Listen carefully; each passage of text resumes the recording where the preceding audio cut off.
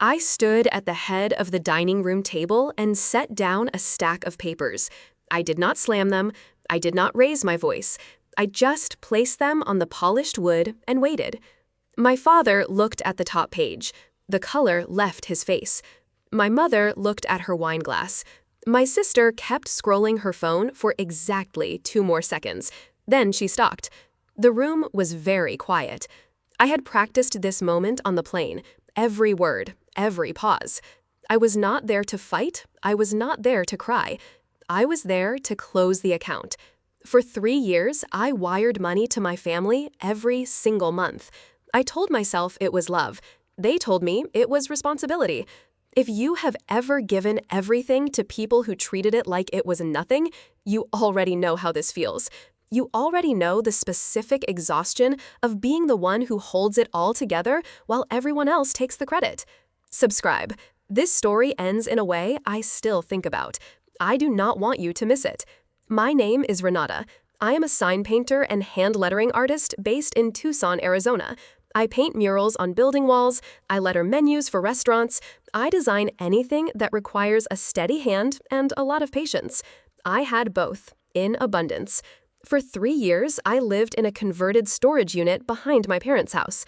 My father, Dale, had installed some drywall and called it an apartment.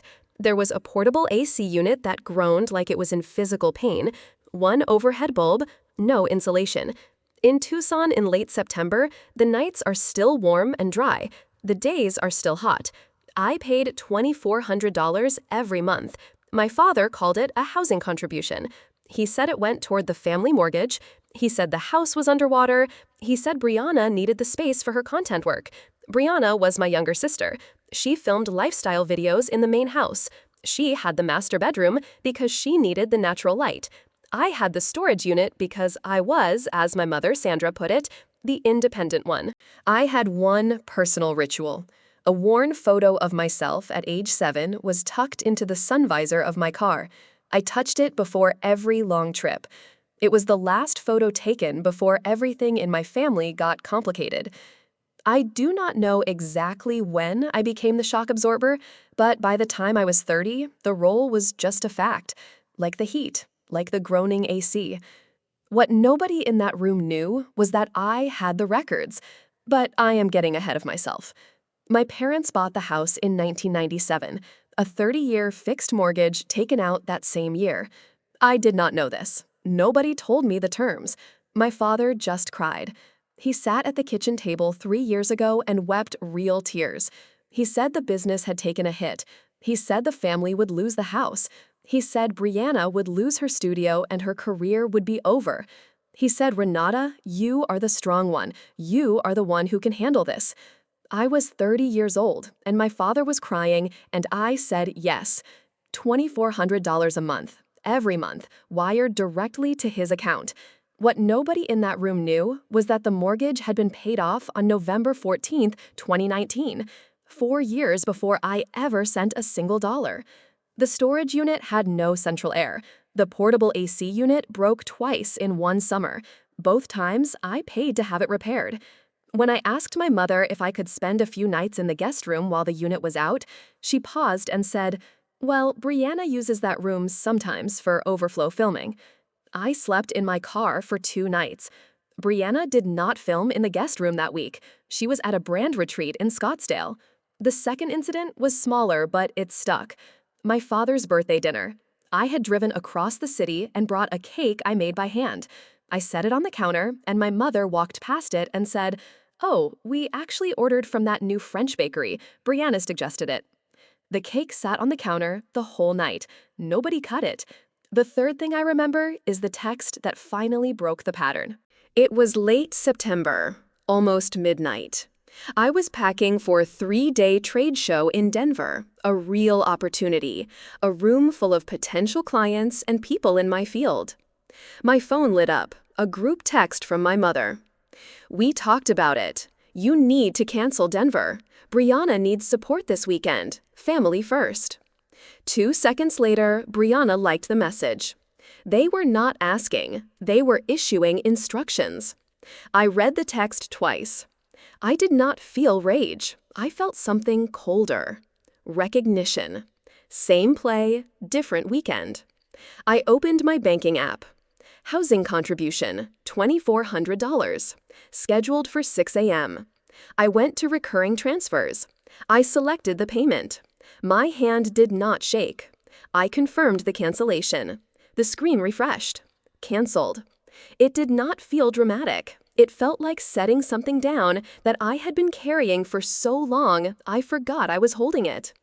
I need to pause here. Has anyone ever treated your work like it was invisible? Like what you built did not count because it did not look the way they expected? Tell me in the comments. I booked a rideshare for 4:45 a.m. My flight was at 7:10. I sat on the edge of my cot and listened to the AC groan. I looked through the small window at the main house. The lights were off. Everyone was asleep. For the first time in 3 years, I was not waiting for permission. I was waiting for a Honda Civic. The drive to the airport was quiet and dark. Saguaro cacti stood black against a violet sky. I kept my phone face down on my lap. I touched the photo in my visor before I got out of the car. At 7:02 a.m., my bank sent a notification. Transfer failed. User canceled. Then my father. Card declined. Bank glitch. Fix it now. Then Brianna. Why is Dad blowing up my phone? I have a shoot this morning. Then my mother. Renata, call me right now. I turned my phone face down on the seatback tray. I ordered a ginger ale. I felt light. Not relieved. Not sad. Light. At the trade show, I ran into Priya. We had gone to art school together in Phoenix years ago. She left design and trained as a forensic accountant. She was precise and a little blunt, and one of the only people I trusted completely. We found a table in the back of the venue hall. I did not plan to say much. The whole story came out instead. The storage unit, the AC, the payments, 3 years of monthly transfers to keep the family house. Priya frowned when I said the amount. She asked when my parents bought the house. 1997, I said. She tapped her nails on the table. A 30-year fixed from 1997 in Tucson. That loan would be done or nearly gone. Did your dad show you paperwork? He cried, I said. Priya looked at me. Tears are not a balance sheet. Give me the address. I stopped. Giving her the address felt like crossing a line I could not uncross. I thought about my father at the kitchen table. His face was real. The tears were real. What if I was wrong? What if this was a mistake that could not be repaired? Then I thought about the 2 nights I slept in my car. I gave her the address. Priya went quiet. Her eyes moved across the screen. Then she stopped typing. She looked up. The dry humor was completely gone from her face. Renata, you need to look at this. 1 line on the screen. Mortgage status, paid in full. Date, November 14th, 2019. I had been paying for 3 years. The house had no mortgage when my father sat at that table and wept. Priya opened another tab, a UCC filing under Cole's name. Cole was Brianna's husband. A lease on a white Escalade. Monthly payment $1,800. Below it, a social media growth firm. Monthly subscription $600. I did not need a calculator. $1,800 plus $600 equals $2,400. My exact monthly transfer. I was not paying a mortgage. I was paying for Brianna's car. I was paying for the bot accounts that left fire emojis on her posts. I was funding the image that made me feel like the forgettable one. Priya said I should talk to an attorney. I said I would. There was a pause. She said, "For what it's worth, I always thought your family was a lot." I said, "Yeah." She said, "Your lettering work is really good, by the way. I saw the mural on Congress Street." I said, "Thanks." The conversation should have ended there, but it didn't. Priya started to say something else and stopped. I looked at my coffee. Neither of us said anything for about 10 seconds. Then she just closed her laptop. We did not address it. She transferred the public records to a drive. I booked the next flight back to Tucson.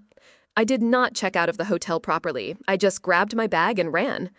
On the plane, I did not sleep. I sat by the window and rehearsed every word. I was not flying back to argue. I was flying back to deliver a verdict. The plane landed as the sun went down over the Rincon Mountains. I stood outside the terminal and checked my phone. 19 missed calls. The last text from my mother. "We are so disappointed. Come home and fix this." For a moment, the old groove pulled hard. I knew exactly how to fix it. I knew the words, I knew the apology, I knew how to make the crying stop. I had been doing it for years. My jaw stayed tight. I put the phone in my jacket pocket. I was going home, just not to fix it. They had no idea what was coming. The main house was warm and lit from inside. I used my key. I did not knock. My father, Dale, sat at the head of the dining room table. My mother, Sandra, had a glass of wine. Brianna was scrolling her phone with the kind of practiced indifference that takes years to learn. Cole leaned back in his chair like the room belonged to him. I walked to the center of the table. I set down the printed documents. The paper landed quietly. The room went still. "I don't owe you anything," I said, "but you owe me $96,000. I slid the deed history to my father. He looked at the date, November 14th, 2019. The color left his face completely. My mother would not look at him. I slid the UCC filing to Cole. $1,800 for the Escalade, $600 for the fake engagement. That is my money. I earned it painting signs in a storage unit with a window AC from 2011. It is an investment in the brand, Brianna said. Her voice was rising. You would not understand because you do not think big. I think clearly, I said, and clearly I have been funding your life while you called me the lucky one for having independence. Cole stood up. His face was red. We had an agreement. I agreed to help with a mortgage, I said, not underwrite a fraud. I gave them two choices. 1, I contact the police and file a report for theft by deception. 2, they end the arrangement, return the car, and never contact me again. My mother began to cry, not the quiet tears she used for strategy. These were real. We will lose the house. We will lose our standing. People will know. Let it go, I said. I turned toward the door. I walked out the front door and left it open behind me. The warm desert air moved through the house. It was not my house to protect anymore.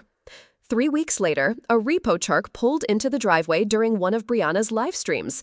She was mid-sentence when it happened.